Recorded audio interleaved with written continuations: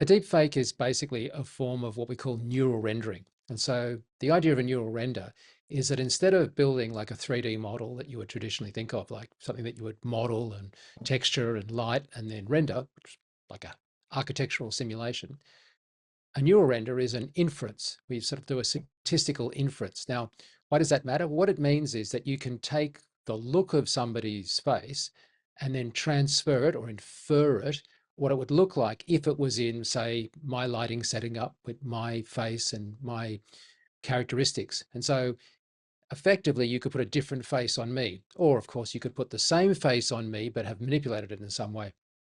Now, the problem with this is that it's so new, relatively speaking, that the audience generally isn't really prepared for it.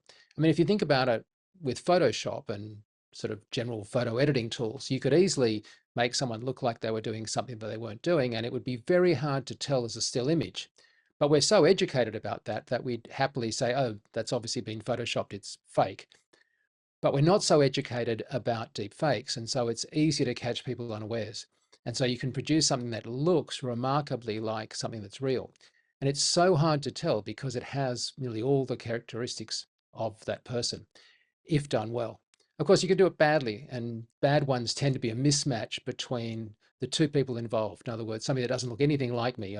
A woman's face on my body is never going to look right because your brain has been over hundreds and hundreds and hundreds of years developed to read faces. So the bad use is obviously having someone looking like they're saying something they didn't, or having somebody impersonating somebody else. And with the deep fakes of the vision, there's also the same idea with audio, that we can simulate their audio so it sounds like them at the same time. Now, in one sense, that's bad, but in another sense, there are a lot of really good uses for this. For example, you can take a foreign film and we can make it look like, instead of it being shot in French or Spanish, every actor was delivering their lines in English, though when it was originally shot, of course, they weren't speaking English at all. And this opens up a world of possibilities for, say, foreign films.